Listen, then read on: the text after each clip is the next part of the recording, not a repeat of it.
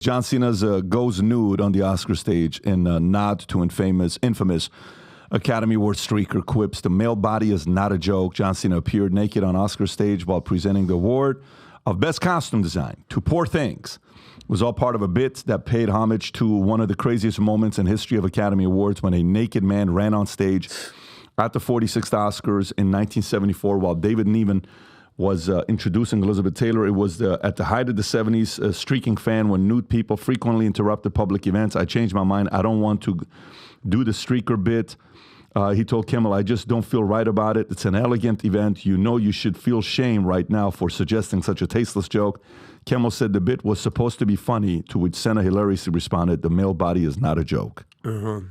I mean, did any of you guys see this actual clip? Did you see it live? Yeah. No, I saw. No, I saw. As soon as it happened, it was all over X. But I just wonder, is he gonna apologize to the parents of all the kids? Because mind you, a lot of his fans wrestling, they're watching this, Adam. This isn't that late on the West Coast. Is he gonna apologize to the parents for showing his naked ass like he apologized to China in Chinese when he said Taiwan was a country? This is a humiliation ritual. All right, they like in 2000, I think 20, he started wearing dresses. He's on OnlyFans doing weird crap. Hollywood does this when you want fame and fortune. They make you either you sell your soul, or you make a crazy sacrifice, or they have to shame your ass like this. And dude, this is not him. This is not what he wants to do. Do you think he wants to do that, well, Adam? His ex-wife is there. Nikki Bella was there, and then his fan base is like, bro, there's kids watching you. Mind you, I've had my clothes off, naked G-string. I was on Showtime. I was on a late night. Kids are asleep. I'm not doing that shit on the Oscars. Hold on. You were naked in a G-string? Yeah, I've done a lot of crazy stuff. Do you stuff. think we're just going to gloss over that real quick? No. Moving right along. Hold on, Vinny. Hold on. Can we get some images of this? I was on Showtime. I did a protest stripper. I didn't write the sketch. It was old, and it was on Showtime, like I said. Late night. This is the Oscars. Why do you keep saying it's on Showtime? It's on Showtime. Because the kids, you think of an 8-year-old kid is watching Showtime that late at night? Well, it was late at night, so. Whatever. Actually, look, number one, I got to see that image. Get out of there, Rob. Get out of there, Rob. I gotta find that. I think everyone in the audience wants to see me in a G-string. More respect for your eyes. I will say that it was actually hilarious, well written. Is it inappropriate for children? You know, he basically was behind sort of a wall, and the way that Kimmel sort of set it up, he was like, "A naked man streaking." Yeah. Can we get Q to the, and he's like, I don't want to do this, bro. I don't want. Yeah. It was a bit, and. You got to give a shout out to the comedy writers. Again, not necessarily condoning this, but it was funny. He's like, best costumes. So, but you said what was the most degrading? You show the image that I sent you. You know, his feud with The Rock. Go back one. No, the other way. As he's leaving naked, he has to shake The Rock's hand. Backstage. What? You don't have that image, Rob? I sent it to you in Slack. And it was John Cena naked with The Rock and Bad Bunny. Oh, wow. You should have it, Rob. There That's it is him. right there. He's dressed like a monk. Yeah. So we all know that The Rock and John Cena, two of the biggest WWE stars, they had bad blood back in the day. Both massive stars, rivalry. Cena actually admitted that he messed up. There was a lot of bad vibes, that he was short-sighted and selfish. I don't know what their relationship is now, but is there anything more emasculating to John Cena being naked and walking past The Rock, having to shake his hand at Let me ask you a question, Pat. Does he, when they tell him, like, hey, listen, this is what we want you to do, does he have to do it? No. Or could he say doesn't no? have to do it. Well, oh, really? No. I think, listen, here's what I think. I think...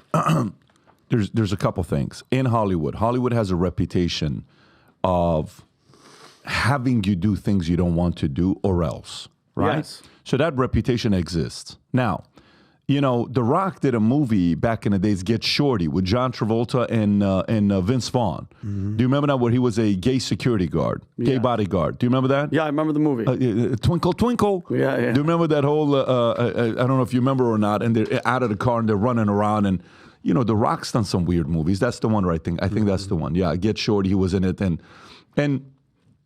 he was actually really funny. And in the movie, Be Cool. Be Cool. That's what I'm sorry. I said Get Shorty, but it's Be Cool. Yeah.